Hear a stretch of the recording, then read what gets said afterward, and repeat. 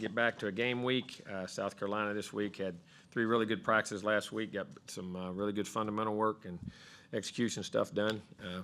And that's what execution is, doing ordinary things at a high level and just consistently doing them, and reemphasize that. Got to work on some schemes of upcoming opponents for the rest of the 5 weeks, whether we had to tune up little things from all different guys that do different things to make sure you get them introduced, so when the game week comes, it's a little different. So we did some of that. And you had 3 really good really physical practices. Guys did a good job, and we look forward to that. Get back to Monday, back to our game week, going to play South Carolina. South Carolina is a very good football team as far as athletically. They've stumbled here late, but they've lost some heartbreakers, a couple tight ones, a couple weeks ago. Quarterback's a really good player. Spencer is a heck of an athlete.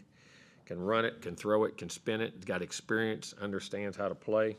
Running back from Mario Anderson from Newberry, the transfer, is at 5 yards a carry. Done a really good job. The receiver, Leggett, probably a first-round guy, averaging almost 20 yards a catch, 38 catches. He's 6'3", 6'4", have a big at 225, 28 pounds. I mean, can run, can play physical, can run routes. 89 Blake can catch it really well. Has been productive. Brown 10, and the tight end Trey Knox has 30 catches. I mean, so, and I remember when he was at South Carolina, very athletic, long, can get down the field. Their punter is excellent. I mean, he was a big factor in the game over there last year. We had him pinned back 2 or 3 drives, and he flipped the field, hit like 65, 70-yard punts that flipped the field and gave them out there that, I mean, really big punts coming out of the end zone. There was 2 of them, I remember. One specifically that really changed it around the return game. Leggett's a return guy. He broke the return on us last year, broke 3 tackles. We had him at the 10-yard line. He broke 3 or 4 tackles on the sideline and got through and had a big kickoff return to set that thing up. And then defensively, athletic, long in his secondary. Corner 6 foot, 6'1", 3 and 6, can really run. A 21 to safety is a 220-pound guy that can really, really run. Play nickel, plays high safety backers. Stone Blanton and Williams, both a lot of tackles, a lot of plays. Up front, 90, T.J. Sanders is very physical. 95 plays with great consistency. 7 can pass rush, has great burst. 10 and what they do. So a good, really good football team. I know the record hadn't shown as much, but they've had some tight games, some tough games. Had played Georgia, beaten Georgia 14-3 at the half. So they're going to come in there very hungry. We need to play well, get back out of the blocks, and play a SEC game and get back and finish these last 5 games. We need to play well, get better, hopefully fundamentally, and be able to play all 5 games of these next ones. But the big thing we got to focus on is today and going into South Carolina having a really good day. Question? Second row, David. Jimbo, have you been able to assess what the biggest issues with protection has been this year? Protection, if you look at it, it came late in that game. There was 4 balls that he had a contested pocket until the last drive. And getting the ball, there's 2 things. There's 3 parts of protection. You got to protect the passer, you got to read it and get it out, and you got to run the route and be at the right place. So I mean, at different times are different things. I mean, sometimes some guys get beat, and in the last 2 weeks we faced some really good pass rushers. I mean, the last 2 weeks there's 3 or 4 ends that are going to make a lot of money, and interior guys that can really rush and do a good job. So you're playing good people. Stay ahead of the down and distance too. When we're doing that, we're doing a really good job in what we're doing. So we just it's been varying things at times. But it's sometimes you got to get the ball out, sometimes you got to get open the hair quicker, and sometimes you got to protect longer. So it's been all 3 at different, and it's been really good at times. I mean, up and down the field. In the middle of a storm, and I mean that by just the last 2 weeks of losing, can you tell a difference with the morale of the team as opposed to maybe years past when things have gone south? Like I said last year, I never thought we lost it. This year, these guys have been wonderful. The practices, the energy, the response is back, leadership council. I mean, those guys taking active roles in things. I would say, yes, probably even a greater leadership group here, stronger, still have great vision for what the season can be. We got to play 5 games coming down, but we got to do them one at a time, and it can still have a great year. Second row, Olin. Then we'll go to the back.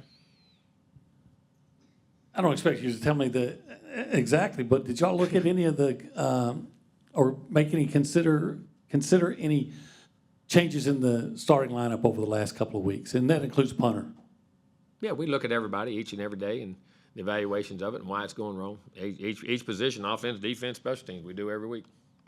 And from the injury standpoint, there were some guys after the Tennessee game we worried about. Is everybody back and ready to go? Most everybody is. We'll find out when we get out there because guys are getting treatments during the day and where we go. But most guys healed up. The week was really good for us. Probably after 7 weeks you start to get them. And guys needed a couple of days off here and there. So I think for the most part we should be really healthy. I ain't going to say everybody because I don't know that for a fact 100%. But I'm going to say large portion of them will be. Coach, we'll go back behind the lights to the middle. Tyler. Coach, I know it's, right now in the season, it's, every game at a time, but during the bye week, do you guys talk at all about, hey, we've lost 2 in a row, but, we can run the table, finish 9-3, No, you're always optimistic. You have to reset. You always resetting your goals and what your goals are from the. You break the season down 4-game increments. You know what I mean? You have 3 4-game increments and how you go. Then you have your breaks and you got the last 5 and it's important to where you're at and what your big, like I say, your big focus goal is, which is what you want to do. You want to run those, but how to do it one at a time. But yes, I mean, like I say, we're still very encouraged. Can have a very successful season. Not exactly what we wanted, but at the same time, can have a heck of a year and build on it and get back. And that's show our character and what we can do. And then how dangerous can a game like this be when you have a South Carolina team that's obviously hungry for a win?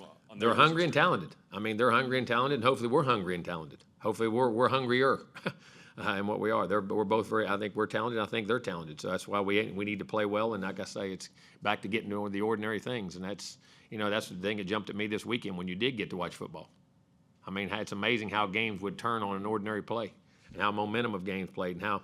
I mean, it gets back to being disciplined at the right time. Guys being overzealous and giving up a penalty here and there as you sit back and watch games and how they were won and how they were lost. It's amazing how simple, you think things are, but when you're in it, it's not as simple as it seems to be sometimes. But like I say, we've got 5 games left. We're halfway through. Front right, Travis, and then to the left, Mark. Was there indications early in the year that you saw what Edgerrin's been able to do coming forth, and what has improved from last year that has helped him be as successful as he is this year? His eyes. That's simple. He's looking at the right things. He's triggering to the right things. I know it sounds like it's some earth-shattering thing. They lifted weights and ran, and I know I'm not trying to be sarcastic, but how simple the fixes are and how simple the things when they go wrong are. Ordinary things. And what I mean by ordinary thing, your step, your angles, your eyes, and he's staying disciplined. He's seeing it. The guys up front, of course, doing a great job. It's allowing him to trigger, and he's playing with a lot more consistency. And he's not, as I say, don't get bored. Sometimes as a player, you think there's more to it than being a good player than just being fundamentally sound, putting your eyes where they go, your hands where they go, your feet where you go. Because, listen, we recruited you for ability. He has tons of ability. He's playing with greater consistency, and he's making better decisions. His eyes are consistently in the right place, and he's triggering and playing. And he's trusting himself. Hardest person for a player to trust is himself. And trust that you're going to do it right, and because sometimes you play not to make a mistake when you're not just doing it, and the guy's got to grow into it. That's what experience is and seeing it, and he's doing a great job with his eyes, in my opinion, and then his athlete, because he can really run, and he likes to hit you. I mean, and he's energetic. I mean, he's infectious to be around. I know he certainly has his own high skill set, but how much has Torian been aided by being alongside Edgerrin? Well, I think both. I think both are. I mean, because Torian makes the call. Torian's a guy who calls everything and does everything, too, and that can take something off of Edgerrin, too. I mean, possibly if he's calling it and vice versa. He's seeing a guy how to practice, how to give effort, and I think they've really complemented each other and played really good football. Hopefully, they'll knock on wood, they will the next 5. Can you put your finger on anything? I know there's the punting average from your punter has been down a little bit. Can you put your finger on anything, what's going on? Got to hit it right. Technique. Got to keep his toe down, get his steps right, get his hips right, don't get turned, and don't overstride. I mean, it's that simple. And sometimes when your toe's up, you make the ball goes up. You got to get his toe down a little bit and hit that thing. Hopefully, and he had a good week this week. But again, that's a big part of it. I mean, like I said, they were able to hit a down punt inside the one, and it affected. That was as big effect on the game as anything too. So I mean, we got to get back to doing that and getting those field position plays back. Front left, Mark. All right, dreaded 2-part question. Part 1, going into a bye week the way the last 2 games went, does that change anything in terms of approach with the team during the time that you have? It depends on what your issues are. I mean, you're approaching your problems and what you have to fix and what you think you need to get better at fundamentally. It doesn't change you. Even if you were doing really well, you're still approaching yourself with self-evaluation, things we got to get better at, things we need to, and what those things are. But, I mean, to say no, it sounds crazy, but, you're still taking the same process to go into the bye week, if that makes any sense. And then evaluating good, bad, indifferent, where you're at and what needs to be worked on. Right. And watching South Carolina, Leggett, you've already mentioned him, absolute freak of nature. Do you change your coverage scheme any to deal with him? Well, you got to know where he's at. You can't just say, hey, you got him. You know what I mean? You're going to have to get help under him. You're going to have to get help over him at times. I think you got to mix the looks up. You got to affect the quarterback somehow. I mean, hopefully the ball doesn't get to be held a long time. And just there's different things to do, but you got to know where he's at and make sure he's not in a one-on-one situation. Yes, sir. To answer your question, I mean, whether you're doubling over the top or sometimes people say when a guy plays soft, you can double underneath. I mean, you having guys run underneath coverage and keeping guys on top for things too. So you got to keep a good mix and a good look in what you're trying to do. Cloud coverage is different things. Coach, back in front of TV Road, Chip Howard.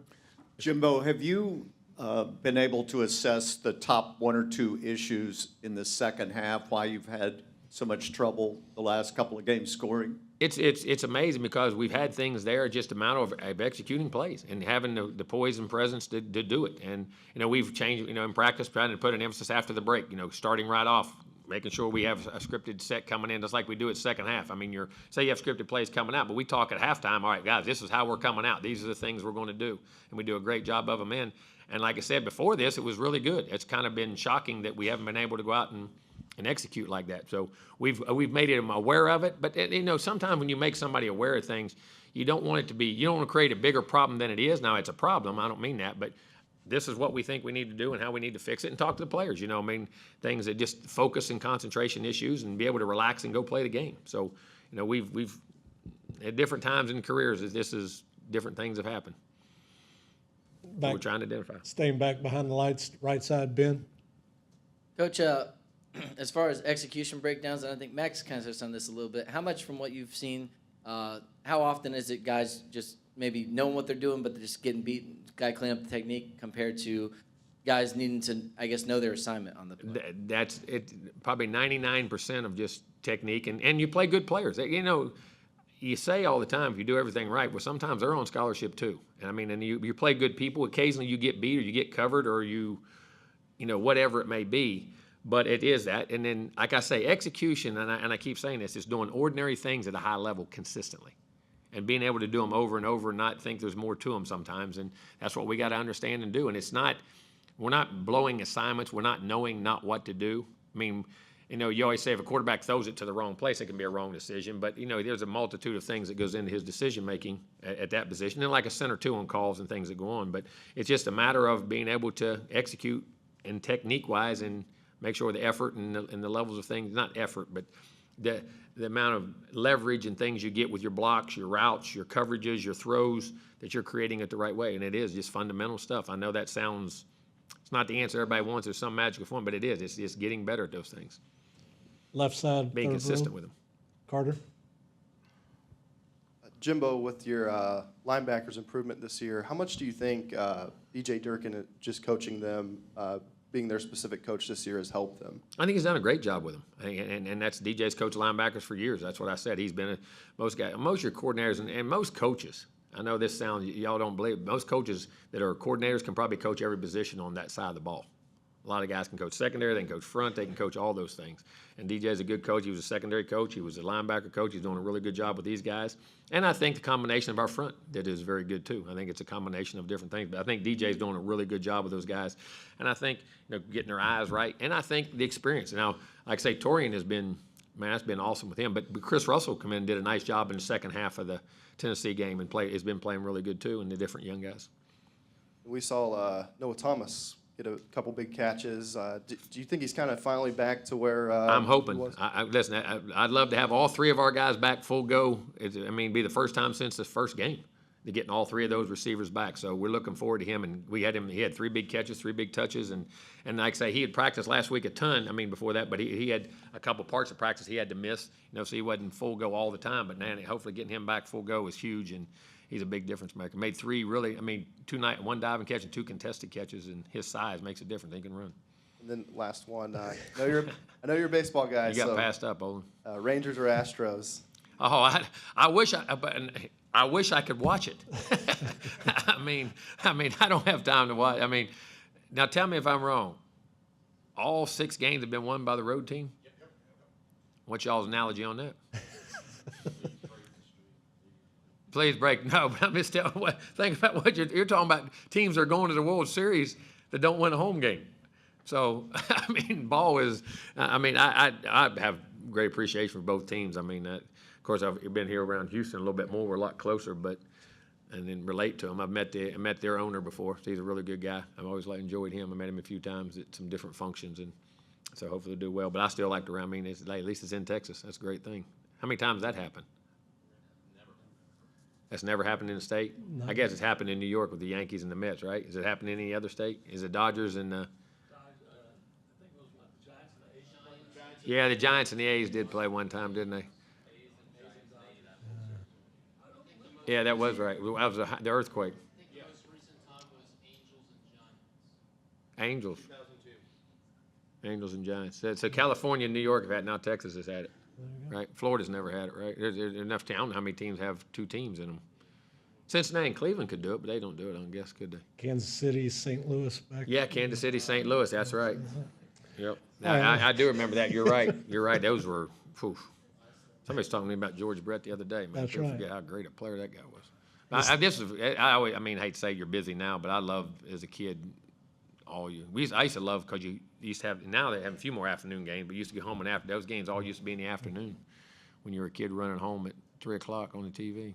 Wow. We'll finish up Olin right and then Cease to the left.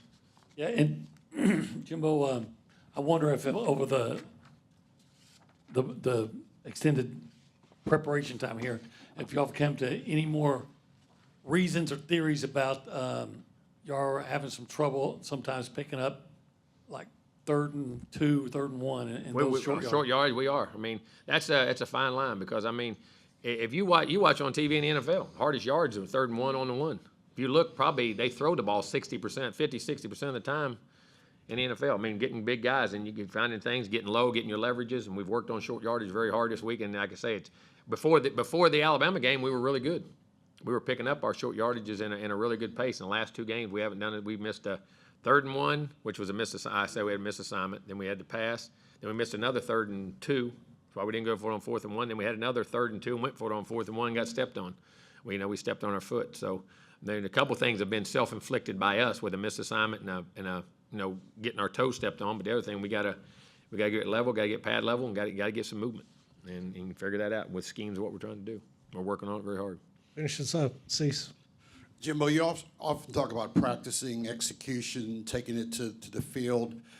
You haven't had the success you've had in the past in your career in the last couple of years. How do you guard against frustration? Because you say you're going to keep doing that, but you're not getting the results you want. You get frustrated. You get disappointed. I mean, I always and I learned this very early from Coach Biden and some of the guys. He always told me, I remember, don't get frustrated. Frustrated leads to poor decisions. Disappointment leads to solutions a lot more. I mean, you're disappointed. I mean, and I know that sounds very minute, but there's a very fine line of how you think about things. And again, I've always learned, evaluate why it's happening. And evaluate what other people are doing. Look at what other people do to teams, what other people are doing schematically. You're constantly studying that. We study that yearly. As year goes on, you look at teams, like for instance, went back and looked at all the teams that are very successful in 3rd and 1 and 2. You know what I mean, in the country. Who's having high success? All right, is there something we're not doing? Is there something we're doing? Is there schematics or, is there a different look? Is there a different, but it's also based off the team you play and then also your own personnel. You know what I mean? You got to evaluate. You can say, well, go do that. Well, I mean, it's like telling a knuckleball pitcher, I want you to throw 98. Sometimes that doesn't work if you don't have the right people to do those things.